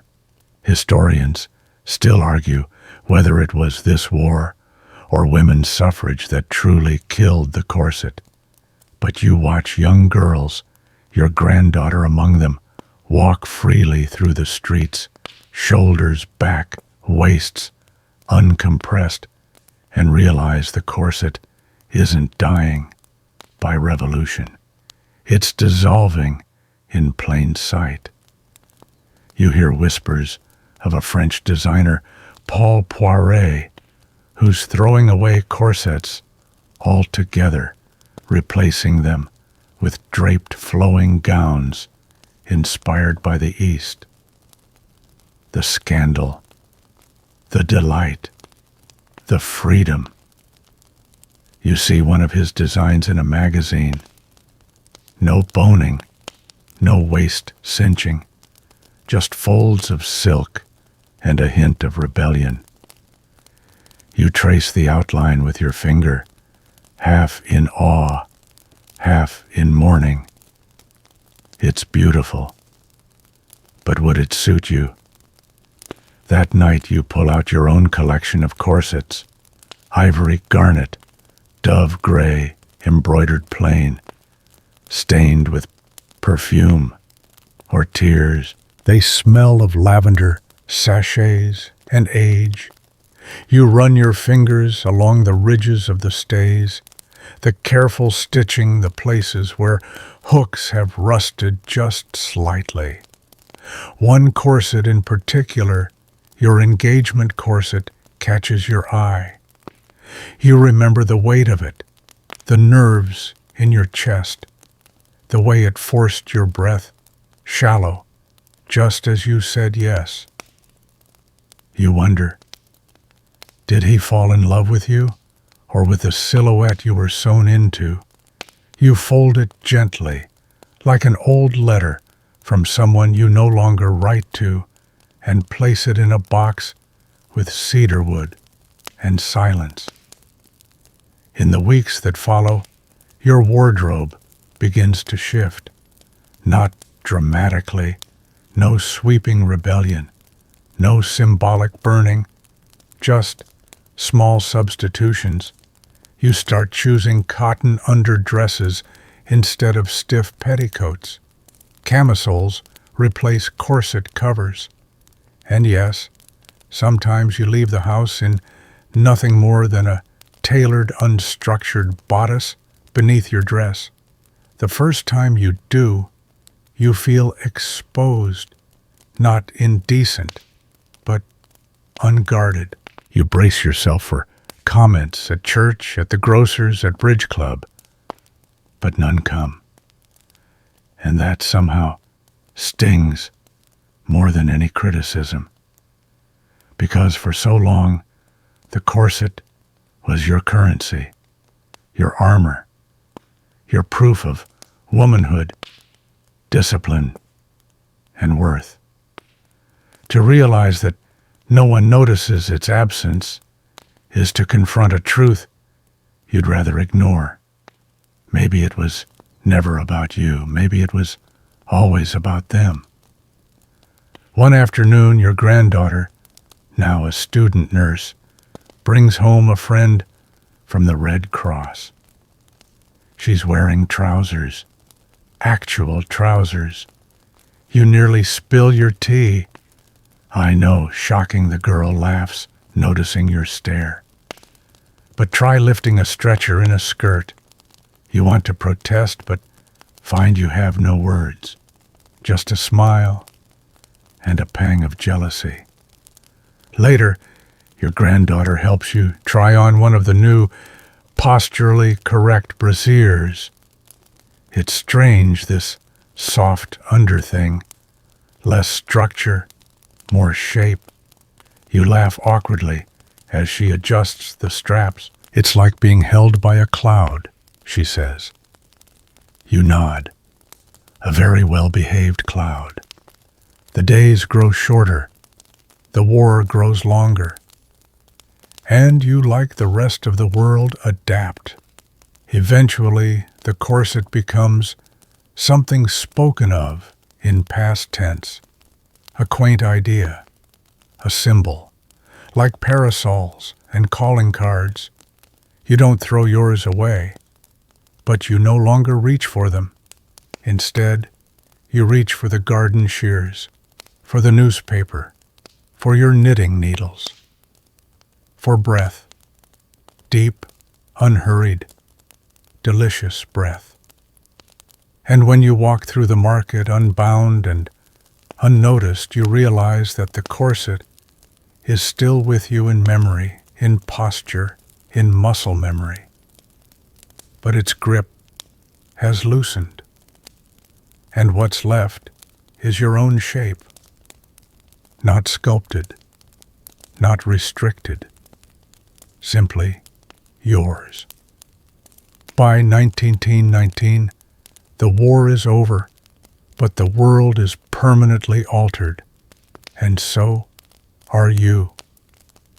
Peace treaties are being signed, streets are filling with laughter again, and jazz has started sneaking into respectable parlors. But something else is in the air, something less tangible than music or politics. It's the breath of relief, the full-bodied inhale of women who no longer have to cinch themselves to be taken seriously. You sit on your porch, watching a group of girls stroll past in dropped-waist dresses, stockings, rolled just below the knee, short bobs, swinging like punctuation marks on rebellion. Their laughter is sharp, their eyes direct. They wear rouge in the middle of the day. None of them are corseted. You remember a time when walking down the street like that would have caused a scandal. Now it barely earns a glance. You sip your tea, loose chamomile, no sugar, a small act of modernity, and realize something. You're not scandalized. You're enchanted. The fashion columns call it the new woman. The magazines say she's independent, boyish, bold. The kind of woman who votes and dances and drives and doesn't even own a corset. And while you still wear your hair up and favor modest heels, you feel a quiet kinship with her. After all, you too endured the squeeze, and now you've exhaled. At a neighborhood gathering, someone brings up the disgraceful new styles of Paris and New York. A man you vaguely recognize, probably from church, says, "They're not women anymore, just flimsy little boys in lipstick." You say nothing, but in your head, you think they're not boys. They're finally themselves. Historians still argue whether the flapper era empowered women or simply sexualized them in new packaging. But as you watch your niece tie a headband around her cropped curls, you're reminded of your own mother, gasping for air, in a corset 2 sizes too small. This isn't about fashion, it's about permission. You visit a department store one afternoon with your daughter. She's looking for a chemise and brassiere for an upcoming trip. The corset section still exists barely, tucked away in the back, like an elderly aunt who insists on attending parties but no longer hosts them. You walk past the mannequins with their boned waists and padded hips. One wears a corset labeled the last word in support. You touch the tag gently, then walk on. In the mirror of the fitting room, your daughter turns to admire herself in a light cotton slip. No corset, no fuss. She looks radiant, real. You sit beside her and wonder aloud, what will be the next thing we have to unlearn? She smiles. I hope nothing that tight. Later that week, you attend a small exhibition hosted by the Women's League, a display titled The Changing Form of Freedom. On one end of the room, a 19th century corset sits under a glass dome. On the other end, a flapper dress hangs loose on a wire frame. You walk the distance between the two. Each step feels symbolic, even if no one notices. A fringe artist named Lillian is giving a lecture about the cultural implications of underwear. She uses the phrase, architectural control of the body. You scribble it down, unsure whether to agree or roll your eyes.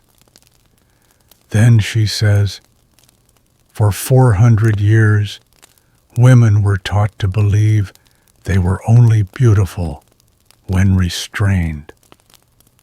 Imagine how powerful we might be now that we can breathe. The room falls quiet. You think of the first time your mother cinched you into a corset, of the bruises, the lightheadedness, the compliments. You also think of the day you stopped wearing one, of how ordinary it felt, how liberatingly boring. That night you dream of your younger self dancing barefoot in a garden wearing nothing but a loose gown that floats around your ankles. There's music, somewhere distant, echoing, and the sky is full of stars.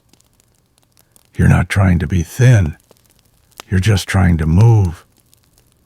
In the morning, you open the cedar trunk one more time, just to look, just to remember. And for the first time in your life, you feel no tug of nostalgia, only a soft certainty.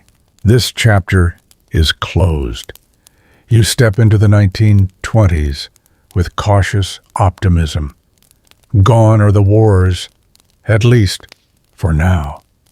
In their place is a peculiar sort of electricity, parties, radios, phonographs, and change, so much change.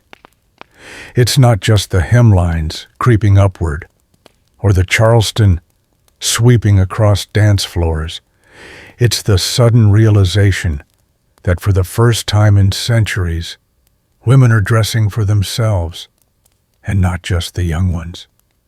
You've noticed something in the mirror lately, not the fine lines around your mouth, or the way your back curves slightly when you forget to straighten up. It's subtler than that. It's the absence of tension, of that automatic awareness of being watched, measured, compared. There's no longer a voice in your head whispering, pull tighter, stand straighter, be smaller. You're simply there. One morning, as you button up a loose-fitting blouse and step into a sensible pair of walking shoes, you realize something wild. You haven't worn a corset in over 2 years, not even for holidays. And what's more, no one's noticed. Or rather, no one's cared. You head to the bakery and pass a shop window, displaying a new line of youth-form brassieres. A sign reads, "Now, with no boning." Below it, a mannequin poses with one arm overhead, torso curved naturally, not stiff, not molded, just human. You pause, then walk on. A neighbor stops you on the street. Mrs. Darnell, always in stiff collars, and the last woman you'd expect to notice subtle revolutions. She leans in, glances at your waist, and says with a smile, "You look comfortable." And you are. At tea that afternoon, a friend confesses she's burned her last corset, not as a statement, just as a decision. "I'd rather wear my age like a shawl," she says, sipping from a cup that clinks gently in her saucer. Something soft and earned. You nod, not because you agree, but because you understand. Historians still argue whether corsets disappeared due to progress or practicality. Some say it was economics elastic and rayon were cheaper than satin and whalebone. Others say it was rebellion. But as you dip a biscuit in your tea, you wonder perhaps the corset faded because women finally got too busy living to keep lacing themselves in. Your granddaughter visits from college. She wears trousers and smokes when she thinks you're not looking.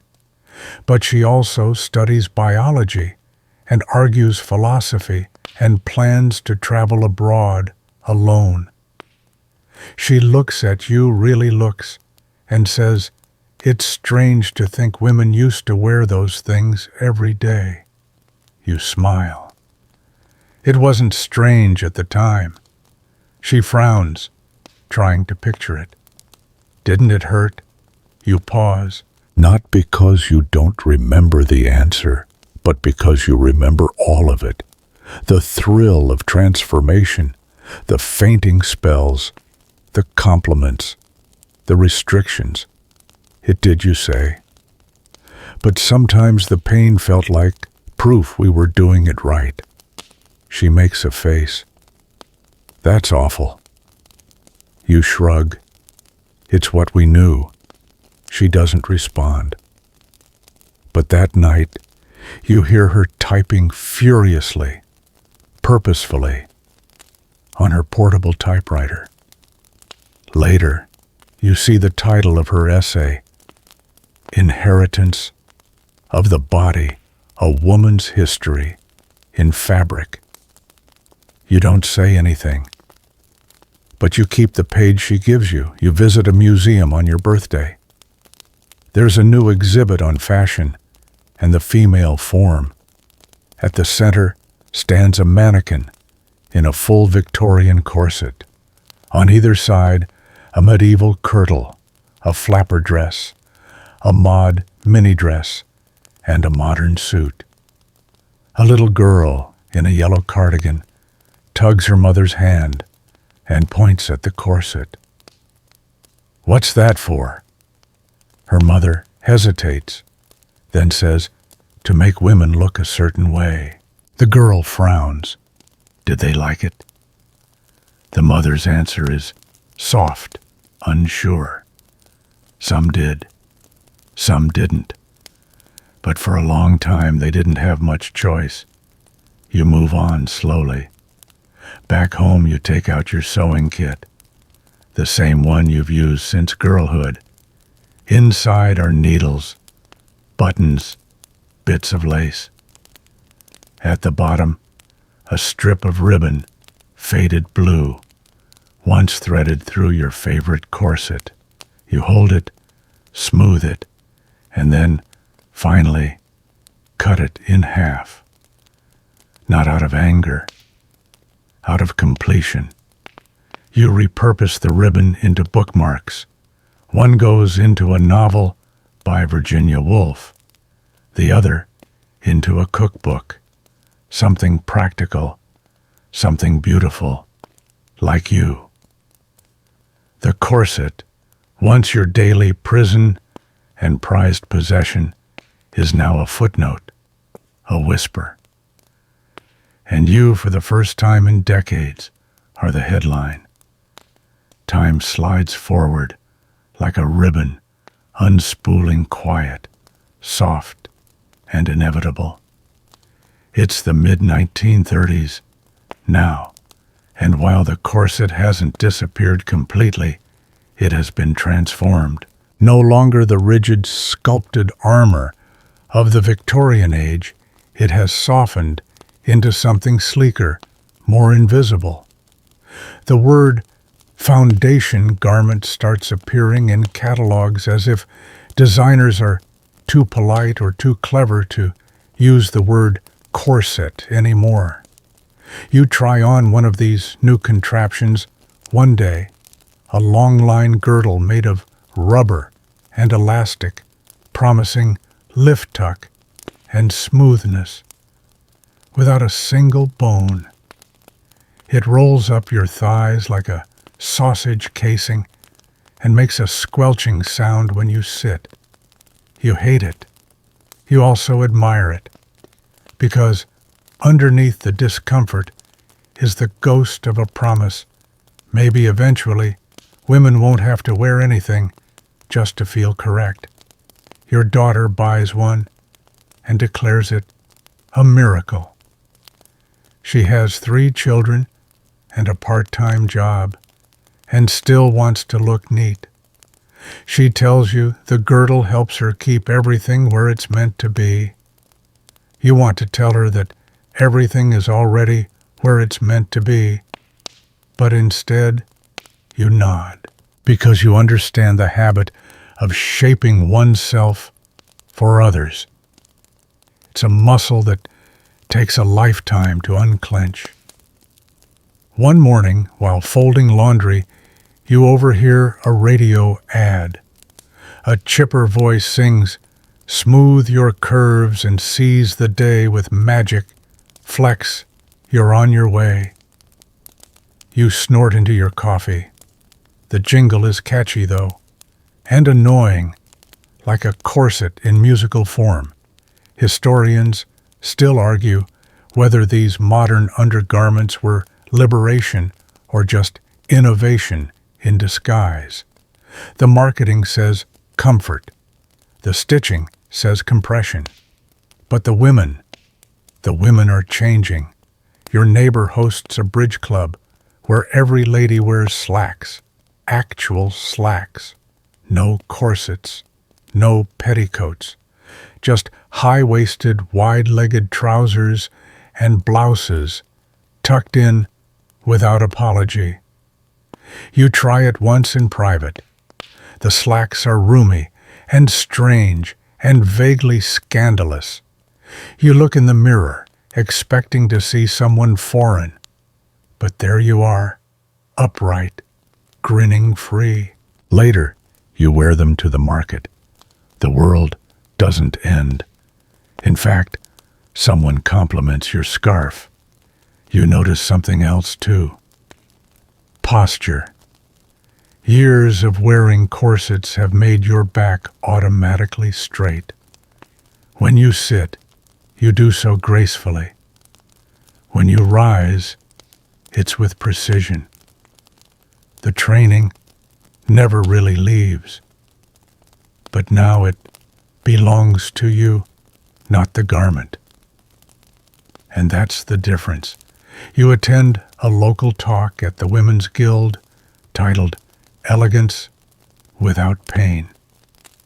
A French designer, tall, angular, draped in linen, clicks through slides of undergarments from every era. When he reaches the 1870s, he says, this is when fashion asked women to suffer in silence. And then, with a flick of the wrist, he shows a brassiere from 1937 and says, this is when women began whispering back. The room chuckles. You do too. But that night, as you unhook your soft cotton bandeau and rub lotion into your shoulders, you think about how long women have been whispering, how long you have been. Whispers in dressing rooms, whispers in bathrooms, whispers behind fans. Does this make me look smaller? Can you breathe? It's fine, I'm used to it. What changes now, perhaps, is volume. You meet a young woman at the park, your neighbor's niece, who wears no shaping garments at all. She tells you she thinks underwear is a scam, that women should let their bodies be as they are. She stands with her arms crossed, not out of defiance, but comfort. You admire her. You envy her. You are her 30 years and 3 ribs ago. So you invite her for tea. She brings books, Simone de Beauvoir, Virginia Woolf, some woman named Amelia, who flies planes. Over biscuits, she tells you every generation takes a breath and then passes it on. I think you all passed us space. You nearly cry. Because all those years of tugging, lacing, gasping, and adjusting suddenly feel like currency, not just loss. You gave her the space she lives in now, and she gives you something to forgiveness, not just for wearing the corset, but for believing it was the only way to be loved. Later, as you watch her bike away, hair loose, shirt fluttering, you realize something final, something full. You are no longer shaped by your corset. You have outlived it. By the time the 1940s arrive, corsets have retreated almost entirely into history books and attics.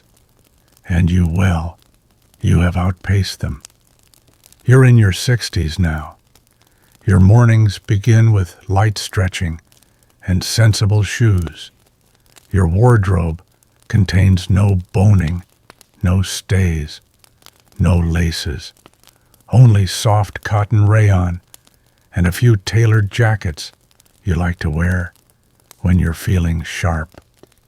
You still stand tall, not because anything forces you to, but because your body remembers how. Wartime returns yet again, dragging ration cards and factory whistles with it.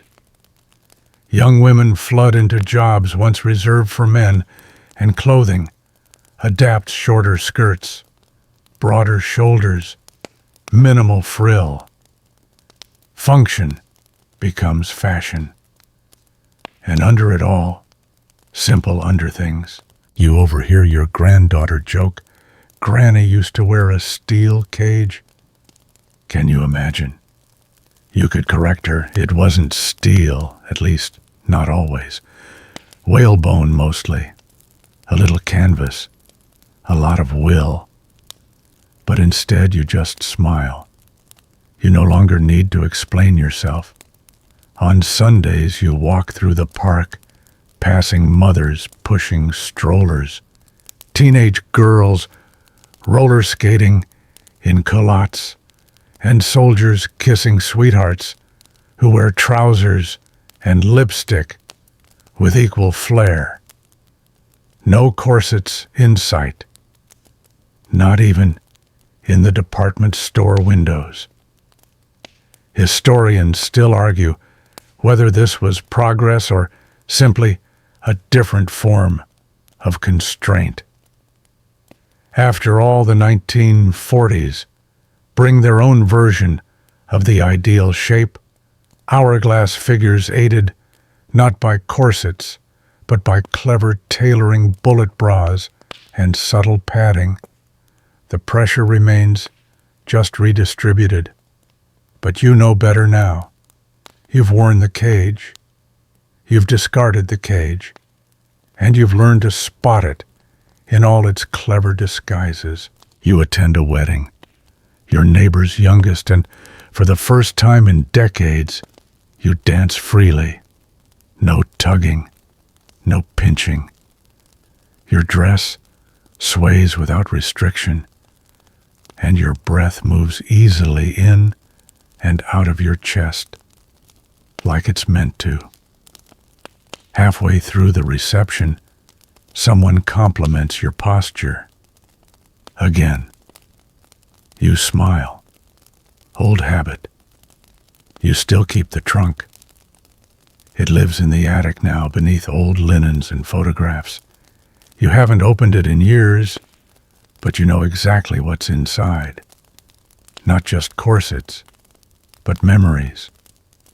One rainy afternoon, your youngest granddaughter asks if she can see the dresses you wore when you were young and dramatic. You lead her upstairs, open the lid, and reveal a tiny time capsule. She pulls out a corset, runs her fingers along the boning, and laughs. "You actually wore this?" You nod. Every day, you nod again. She holds it up against her torso. It's like a punishment device. You chuckle. It was a promise device, too. She tilts her head. "A promise of what you pause, that I would be beautiful enough, good enough, contained enough." She lowers it, but you were already all those things. You touch her cheek. "I didn't always know that." She folds the corset gently and places it back in the trunk. "Well, now I do, and I won't wear anything that makes me forget." That night you lie in bed, the sound of distant thunder wrapping around the house like a lullaby. You think of how many years you spent tightening, adjusting, apologizing. You think of all the ways the world told you to fit in and how hard you worked to do so. And yet here you are, breathing, loved, loosened. There's a kind of poetry in it, isn't there? To have been shaped and then to reshape yourself. To have worn a cage, then outgrown it. Not in size, but in soul. The next morning you wake up and stretch your arms over your head. Your bones crack softly like applause. You dress slowly, choosing fabrics that make you feel like water fluid, real, uncontained.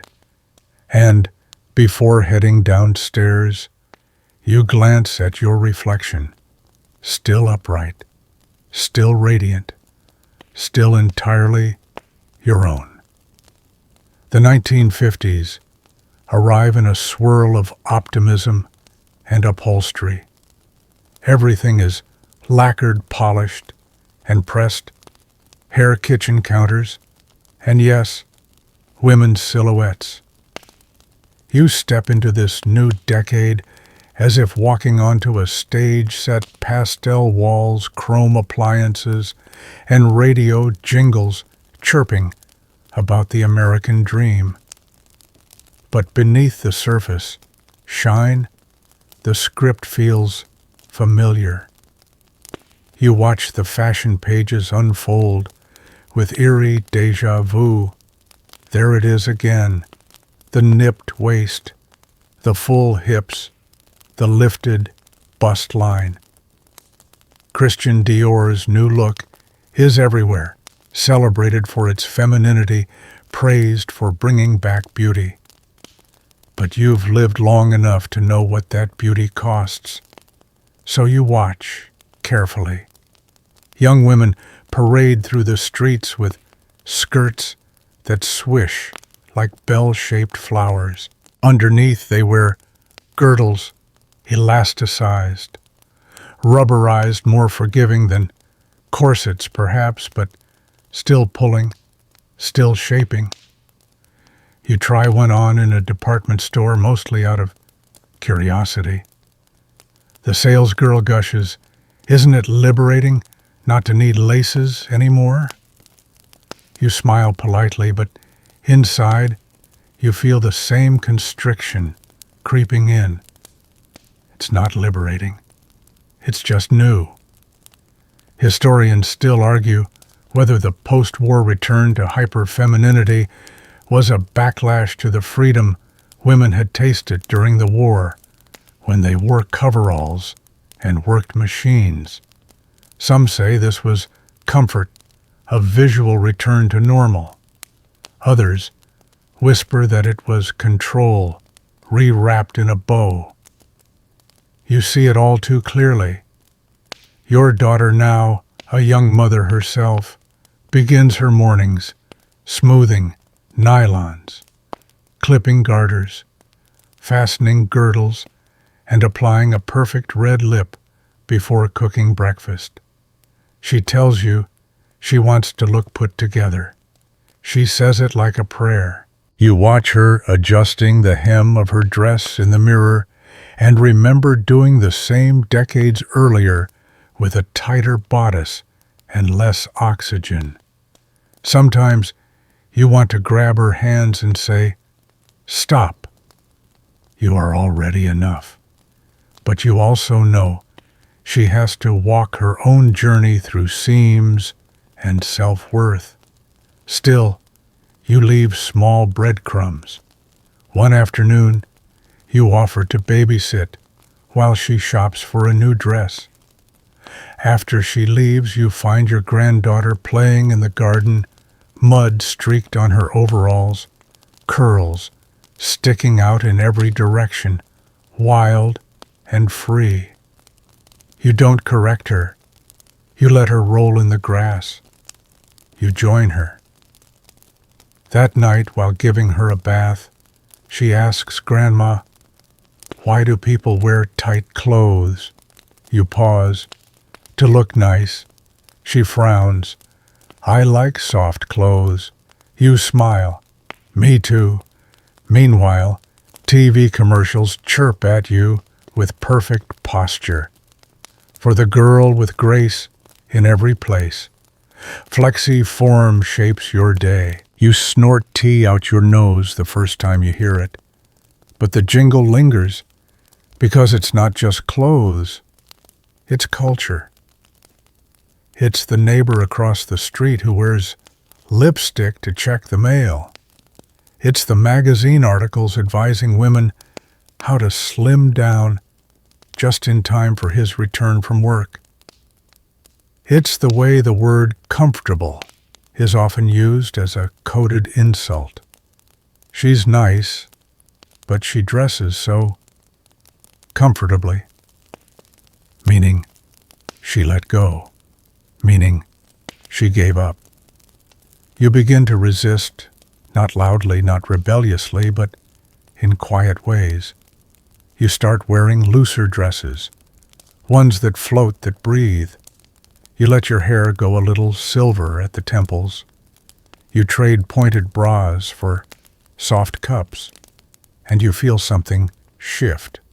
It's not dramatic, it's not political, it's just ease. Your neighbor Ruth visits for coffee. She compliments your house dress and says, "You always look so at peace." You shrug. "I stopped worrying about my waistline." She leans in. "Tell me your secret." You grin. Eat cake. Sit straight. Breathe deep.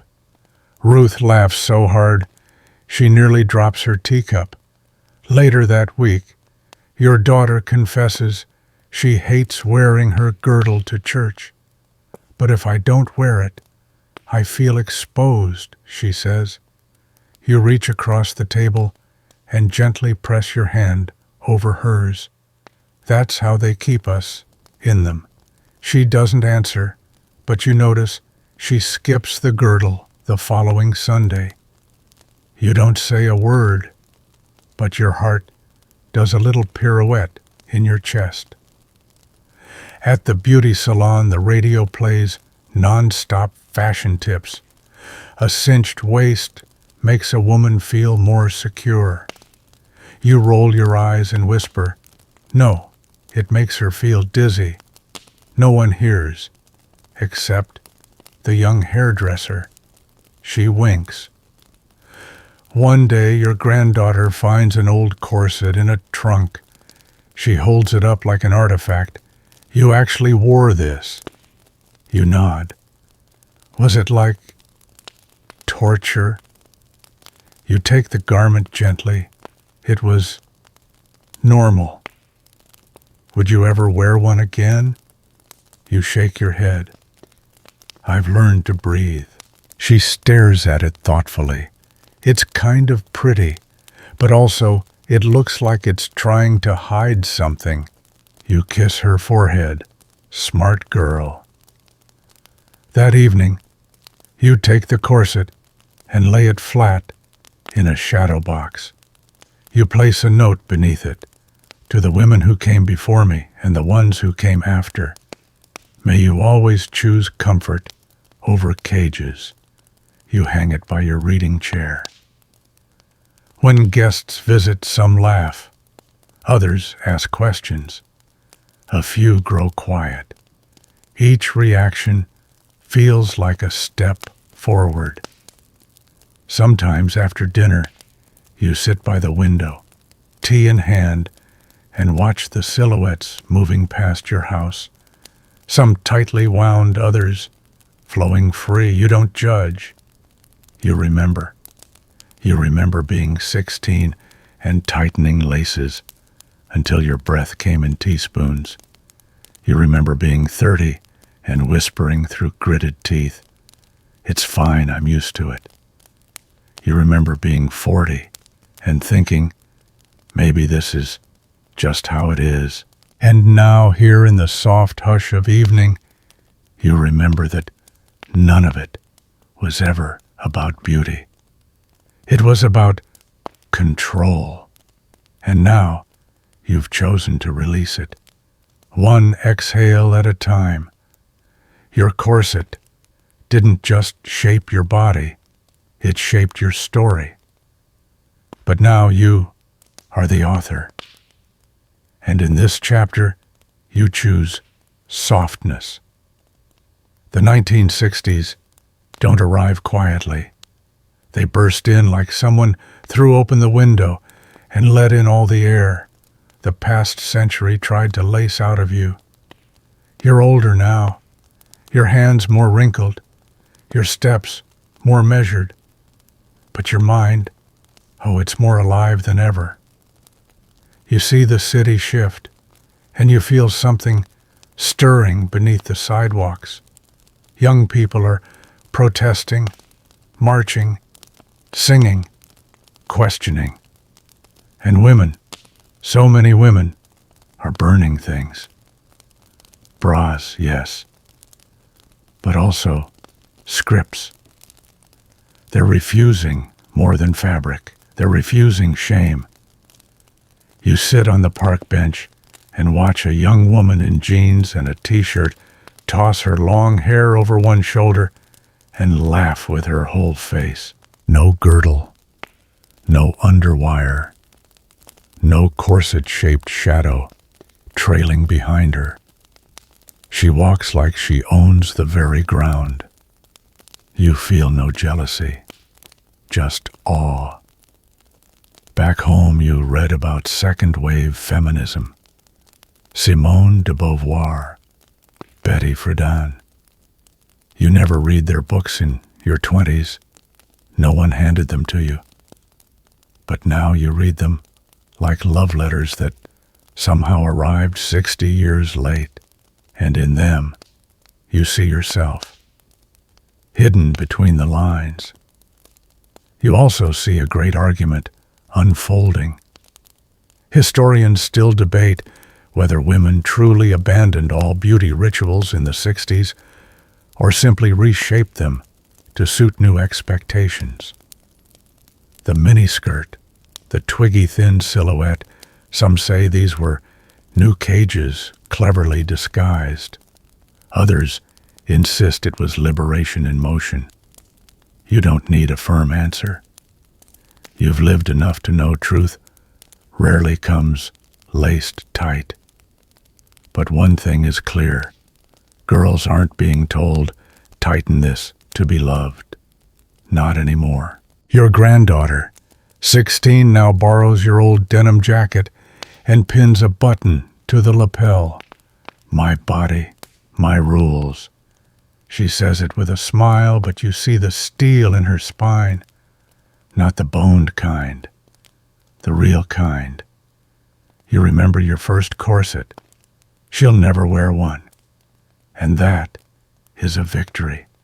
Even if, in this strange circular world, fashion one day swings back again, at least now the choice will be hers. And when she chooses comfort, she won't be alone. You once thought the most radical thing a woman could do was breathe freely. Now you know it's to love herself exactly as she is, unshaped, unsqueezed, unsilenced. And you're proud, so deeply bone-deep proud. As you fold a cardigan over your shoulders and step into the evening air, you let out a long, slow breath, the kind you once couldn't afford in your corset years. You walk slowly past shop windows lined with mannequins. Some wear tight dresses. Others wear nothing at all, just a painted-on grin. You nod to them like old ghosts. But now you are free. No one is pulling the strings. No one is measuring your worth by inches. You are soft and sure and deeply, powerfully alive. Your story, stitched with threads of resistance and grace, will outlast any trend. And in the quiet of your room before the lights go out, you say aloud one final thought, not to anyone in particular, but to every woman who's ever drawn breath through ribs constrained. We made it. And now, dear listener, you've walked the full circle from the first tight laces of ancient Egypt to the last slow breath of modern freedom. You've worn the whalebone, and the wire heard the hush of silk skirts and felt the snap of elastic tugging at the illusion of perfection. It's a lot to carry, isn't it? Generations of shaping and silencing whispered rules about what makes you worthy. But now you can put it down. Now you can rest. Let the hum of the fan soften into the background. Let your shoulders sink just a little deeper into the bed. No one needs you to perform or pose or adjust your posture tonight. You are allowed to just be. Maybe you imagine yourself now in a linen robe, feet bare against cool wood floors, a window cracked open to the sound of rustling trees. Or maybe you picture yourself in a field under a soft sky, walking freely, hips swaying to your own rhythm. Wherever you are, whatever you're wearing, if anything at all, know this: your body is not a costume. It is your home, and it has carried you through history. So close your eyes now.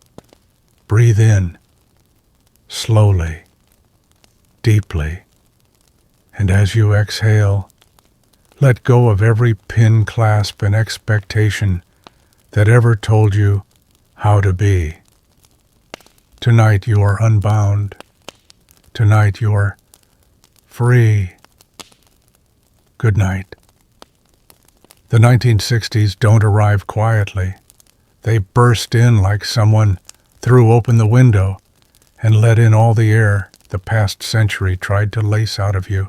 You're older now, your hands more wrinkled, your steps more measured, but your mind, oh, it's more alive than ever.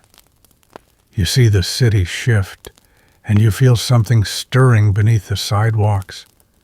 Young people are protesting, marching, singing, questioning, and women, so many women are burning things, bras, yes, but also scripts. They're refusing more than fabric. They're refusing shame. You sit on the park bench and watch a young woman in jeans and a t-shirt toss her long hair over one shoulder and laugh with her whole face.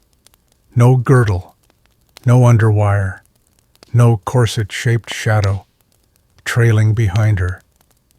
She walks like she owns the very ground. You feel no jealousy, just awe. Back home you read about second-wave feminism, Simone de Beauvoir, Betty Friedan. You never read their books in your 20s. No one handed them to you. But now you read them like love letters that somehow arrived 60 years late. And in them you see yourself, hidden between the lines. You also see a great argument unfolding. Historians still debate whether women truly abandoned all beauty rituals in the 60s or simply reshaped them to suit new expectations. The miniskirt, the twiggy-thin silhouette, some say these were new cages cleverly disguised. Others insist it was liberation in motion. You don't need a firm answer. You've lived enough to know truth rarely comes laced tight. But one thing is clear: girls aren't being told, tighten this to be loved. Not anymore. Your granddaughter, 16, now borrows your old denim jacket and pins a button to the lapel. My body, my rules. She says it with a smile, but you see the steel in her spine. Not the boned kind, the real kind. You remember your first corset. She'll never wear one, and that is a victory. Even if in this strange, circular world, fashion one day swings back again, at least now the choice will be hers.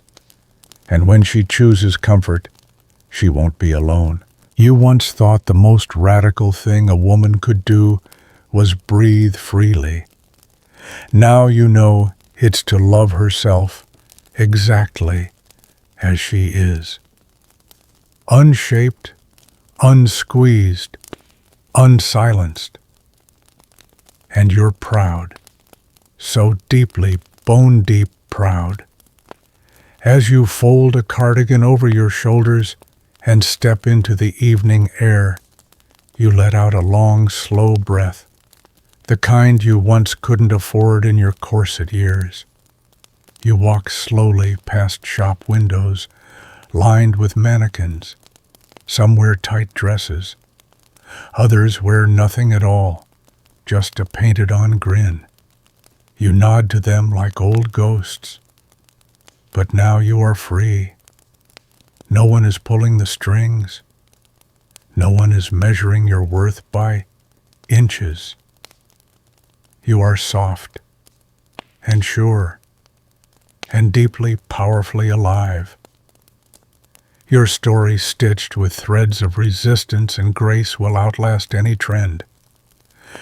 And in the quiet of your room, before the lights go out, you say aloud one final thought, not to anyone in particular, but to every woman who's ever drawn breath through ribs constrained.